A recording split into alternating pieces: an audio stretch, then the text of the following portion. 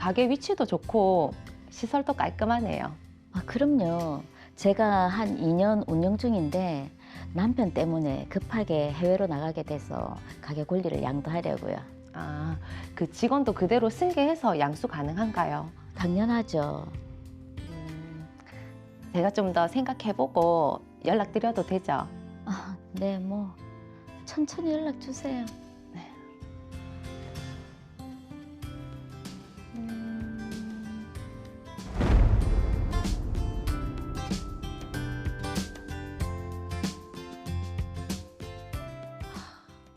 그 에스테틱이 괜찮던데. 직원도 그대로 승계된다고 했고 마사지실도 있고 권리만 양수하는 거니까. 아, 또 권리금 인수 금액이. 그래, 일단 한번 해보자.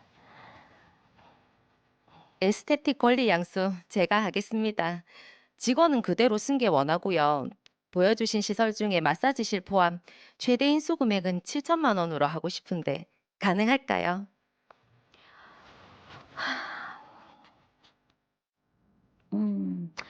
뭐 7천이면 나쁘지 않네. 음, 가능합니다. 직원은 거의 세팅됐고 계약금 1,000만 원만 먼저 보내주세요. 음.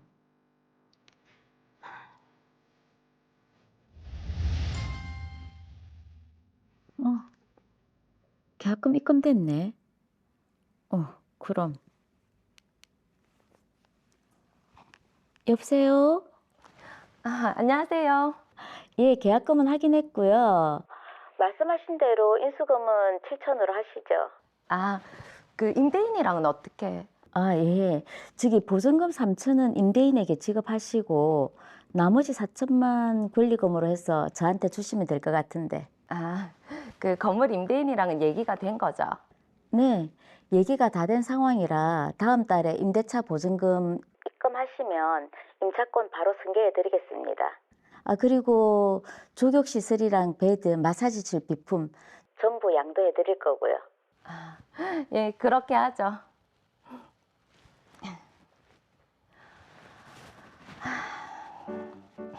저는 그렇게 계약금 1,000만 원과 잔금 3천만 원을 더해 권리금 총 4천만 원을 에스테틱 대표인 김미정에게 보냈습니다. 메시지 등으로 연락을 했기에 별도의 서명 계약서를 작성하진 않았습니다.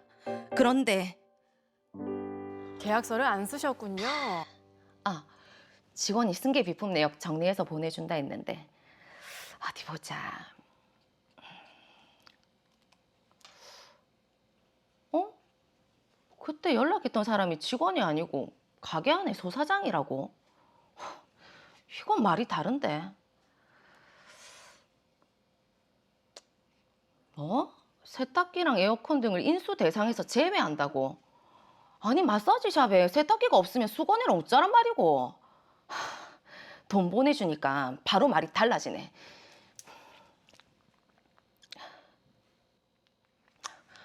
사장님, 그 승계 비품 내역이 왔는데 아니 지난번에 말씀하신 거랑 너무 얘기가 다른데요. 아무래도 제가 샵에 다시 가서 직접 확인을 해봐야겠습니다. 여기는 손님들이 왔다 갔다 하시니까 방문하시려면 사전에 반드시 허락을 받으셔야 합니다. 아니 제가 계약을 했는데 그 샵 상태를 봐야 제가 운영을 할 거 아닙니까? 근데 매번 허락을 받으라고요. 이렇게 비협조적으로 나오실 거예요. 아니, 제가 뭘요? 아니, 아직은 운영 중인 가게니까 그렇다는 거죠. 정식으로 날짜 잡으시고 지난번에 연락한 직원이랑 일정 상의해서 허락 받으세요. 여보세요, 사장님. 이건 또 뭐고? 직원 5명 승계해준다더만 4명이 퇴사를 하겠다고. 네, 이대로는 안 되겠다. 사장님, 직원 승계 조건도 있었는데 4명이 퇴사를 한다니 이거 계약 위반 아니에요? 아니, 사장 바뀐다고 직원들이 그만두겠다는데 낸들 어떡하겠어요? 아니 계약 조건이랑 너무 다르잖아요.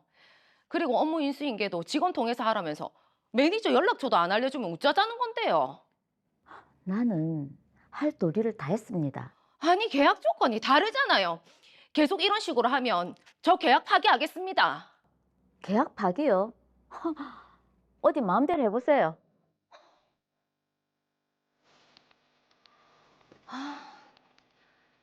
그때 얘기했던 계약 조건대로 된 게 하나도 없네. 그냥 계약 파기해야겠다. 권리 인수 계약 안 하는 걸로 하겠습니다. 지급했던 돈은 반환해 주시기 바랍니다. 그래, 이래 찜찜한 계약은 안 하는 게 맞지.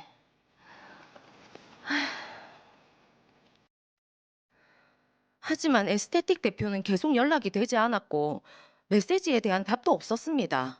그런데 네? 로이어 에스테틱이 폐업 처리됐다고요? 이 여자 내한테 사기치려고 했던 거네. 김미정, 내가 이 여자를 가만두나 봐라.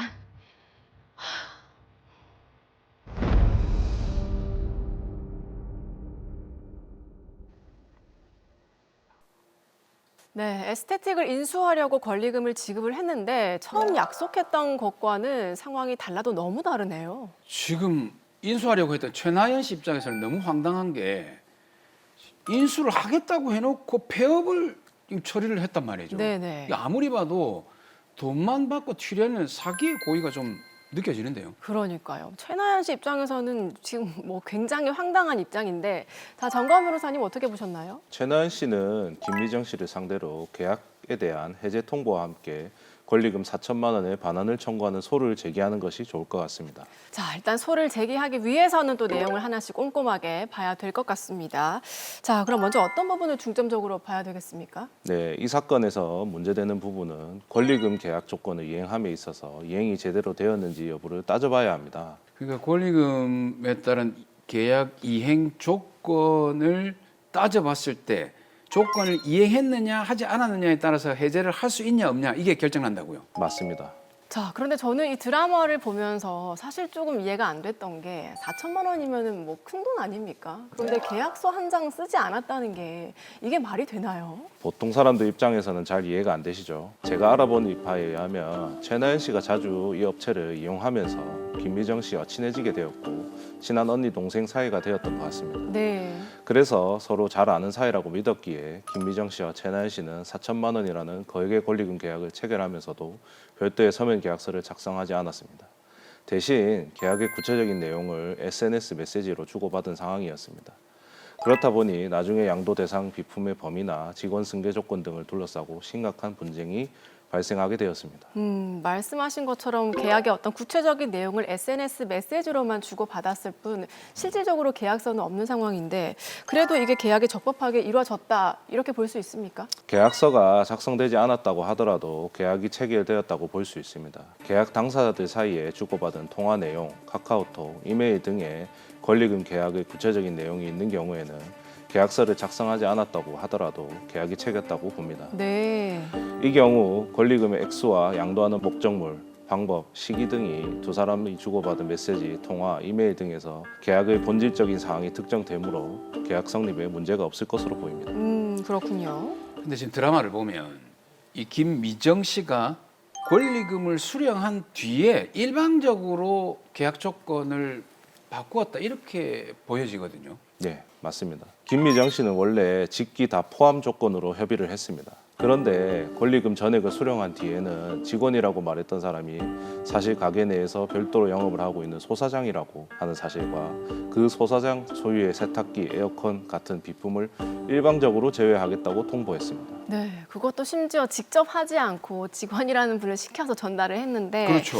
자, 이러면 이 소송 과정에서도 김미정 씨가 다소 불리하진 않습니까? 유사 사례에서 법원은 피고가 이 사건 계약 당시 합의와 달리 일방적 통보에 의해서 이 사업체의 물품 중 일부만을 승계하도록 한 것으로서 채무 내용에 따른 이행이 아니었다고 판단한 적이 있습니다. 네. 김미정 씨도 동일한 판단을 받을 수 있을 것으로 보입니다. 네.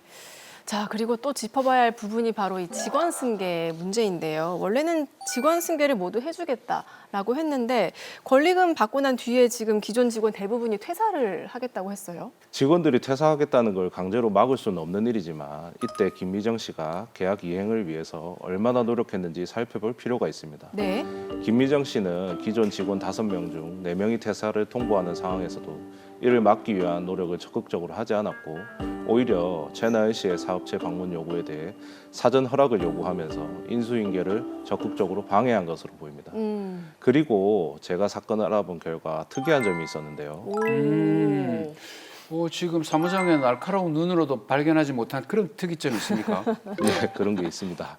어떤 거죠? 김미정 씨가 최나연 씨를 기존 직원들에게 소개할 때 새로 채용된 매니저라고 했다고 합니다. 직원들이 최나연 씨를 사업체를 인수할 예정인 대표로 인식하지 못하게 만든 것이죠.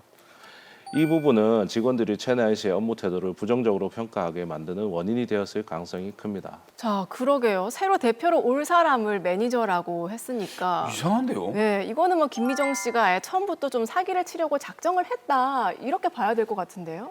아무래도 그렇습니다.